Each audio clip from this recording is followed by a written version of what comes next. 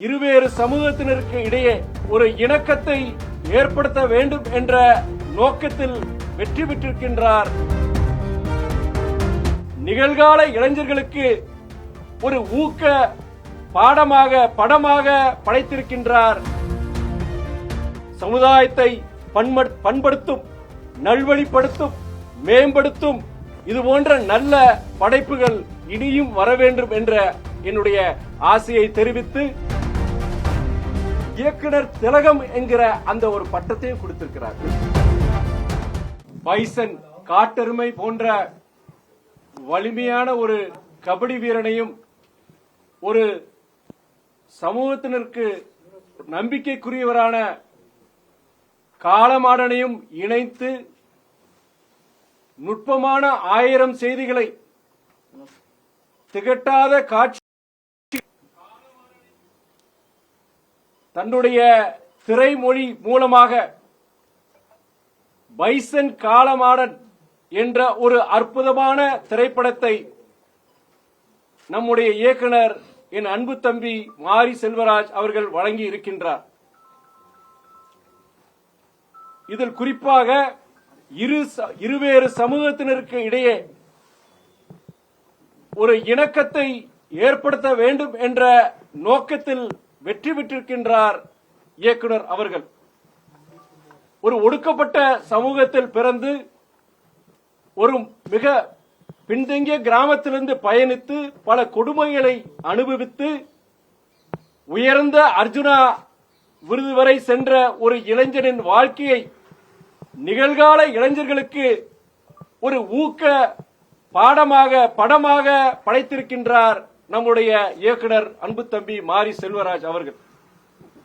சாதி, மதம், இனம் பேதங்களை கடந்து மனிதம் வெற்றி பெற வேண்டும் என்று மேடைதோறும் முழங்குகின்றவன் நான். இந்த படத்திலும் சாதிய வன்மம், வன்முறை கடந்து வறுமை என்ற கொடிய அரக்கனையும் கடந்து கதாநாயகன் கிட்டா வெற்றி பெற்றிருக்கின்றார். பைசன் என்ற இந்த படமும் வெற்றி பெற்றிருக்கின்றது. இயக்குனர் மாரி செல்வராஜ் அவர்களும் வெற்றி பெற்றிருக்கின்றார்.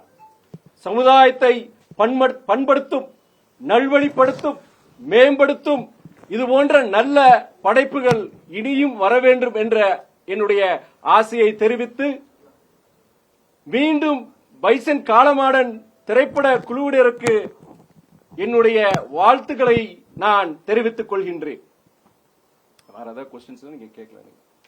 அதே வேளையில் தலைவர் வைகோ அவர்கள் இந்த படத்தை பார்த்து ரசித்து இயக்குனர் மாரி செல்வராஜ் அவர்களுக்கு அவருடைய வாழ்த்துக்களை தெரிவித்தார்.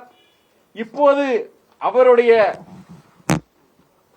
அவரே எழுதியார். கிட்டத்தட்ட 2 பக்கத்துக்கு அவர் எழுதியிருக்கிறார். இந்த படத்தை பத்தி நம்முடைய சகோதரர் மாரி செல்வராஜுடைய இந்த அற்புதமான அவருடைய படைப்பை பத்தி 2 பக்கத்துக்கு எழுதியிருக்கிறாரு. அவருக்கு இயக்குனர் திலகம் என்கிற அந்த ஒரு பட்டத்தையும் கொடுத்திருக்கிறார். இந்த மடல் இன்னைக்கு உங்க முன்னாடி எல்லாருக்கும் அவர் கொடுக்கிறார். தலைவர் வைகோ அவர்களுடைய கையால எழுதின அந்த வாழ்த்து மடல். சந்திப்புக்கு எனக்கு ஏற்படுத்தி கொடுத்த நான் எப்போதும் என்னுடைய அப்பா ஸ்தானத்துல வச்சு நான் மதிக்கின்ற அண்ணன் கலைப்புணி தானு அவர்களுக்கும் என்னுடைய மனமார்ந்த நன்றியை நான் தெரிவித்துக் கொள்கின்றேன். தொடர்ந்து படத்துல இப்போ சாதிய ரீதியான முரண்பாடு, ஆனா சில அரசியல் கட்சிகளை அம்பேத்கரை ஃபாலோ பண்றோம், பெரியாரை ஃபாலோ பண்றோம் அப்படின்னு சொல்லிட்டு, ஆனா அரசியல் கட்சிகளோடய இணக்கமா இருந்துட்டு மக்களுக்கான நிறைய விஷயங்களை பேச மறுக்கிறாங்க. சோ இயக்கங்கள், பெரியார் இயக்கங்கள், சோ இந்த மாதிரி விஷயங்களை திரைப்படமா கொண்டு வரது எந்த அளவுக்கு முக்கியம் நினைக்கிறீங்க? அவங்களுடைய முகத்தை காட்டு. அதாவது இந்த படத்துல என்ன விஷயம்னா, ஒரு 90களில் உங்களுக்கே தெரியும், 90களில் அங்க தென் மாவட்டங்கள் நடந்த ஒரு பிரச்சனையை அது பின்னணியை வச்சு இந்த படத்தை எடுத்திருக்கிறாங்க. அதாவது நான் ஏற்கனவே சொன்ன மாதிரி சாதிய வன்மம், அந்த வன்முறை, அந்த சம்பவங்களுக்கு அந்த பின்னணியில ஒரு இளைஞர் அவர் இந்த விளையாட்டை எடுத்து அவர் வாழ்க்கையில் எப்படி முன்னேறாரு, அந்த ஒரு அவர் எவ்வளவு சங்கடப்படுறாரு, இந்த சாதிய வன்மத்தினால எவ்வளவு அவர் சங்கடப்படுறாரு, அந்த எல்லாம் ரொம்ப தத்ரூபமா அவ்வளவு ஒரு இதா யாரையும் புண்படுத்தாம. இதுல என்னன்னா அந்த இரு சமூகங்களை காமிக்கிறார். அந்த இரு சமூகங்கள் இருக்கிற அவங்க நல்லவர்களை பத்தி காமிக்கிறாங்க. எல்லாரும் பொறுத்த ஒரு நல்ல விஷயத்தை அவங்க எல்லாரும் சப்போர்ட் பண்றாங்க. இதுல என்ன, இதுல வில்லனே, இந்த படத்துல வில்லனே யாருன்னா எந்த ஒரு இது கேரக்டர் கிடையாது. சாதிய வன்மம்ங்கிற அதுதான் அந்த வில்லன் இந்த படத்துல. அதனால எவ்வளவு பிரச்சனைகள் வரும், எவ்வளவு பேர் இதுல வாழ்க்கையில எவ்வளவு சங்கடங்கள் அனுபவிக்கிறாங்க. இன்னைக்கு அது தொடருது, பல இடங்கள் தொடருது. அதை நம்முடைய இயக்குனர் அவர்கள் எளிய மக்கள், சாதாரண ஜனங்கள் முதற்கொண்டு அந்த இதை புரிஞ்சுக்கிற இந்த மெசேஜ் இது ரொம்ப நல்லா எடுத்திருக்கிறாரு. இதுல யாரையும் இதுல குறை நெகட்டிவ் கிரிட்டிசிசம் நானே கேள்விப்பட்டேன். நான் இந்த படத்தை பார்க்கும்போது ஆரம்பத்திலிருந்து கடைசி வரைக்கும் நான் எந்த வித ஒரு குறைபாடும் நான் பார்க்கல. யாரையும் ஒரு குறிப்பிட்ட சமூகத்தையோ அவங்க தப்பு செஞ்சுட்டாங்க, இவங்க தப்பு செஞ்சுட்டாங்க, இவங்களால இந்த பிரச்சனைங்கிற அந்த ஒரு இது எங்கேயுமே கிடையாது. இருந்தாலும் அவர் என்ன சொல்றாருன்னா, அந்த இரு சமூகத்திலே இருக்கிற நல்ல விஷயங்களை அவர் கொண்டு வர்றாரு. இதுல வில்லனே பாத்தீங்கன்னா இந்த சாதிய வன்மம் தான்.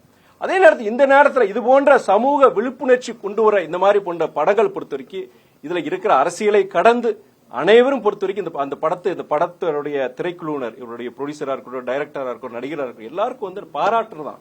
இதுல பாராட்டுறதை விட்டுட்டு இதுல கொண்டு போய் மறுபடியும் அந்த சாதியை சொல்லி செஞ்சு பல்வேறு இதுக்கு ட்விஸ்ட் கொடுத்து செஞ்சு ரொம்ப கஷ்டமா இருந்தது.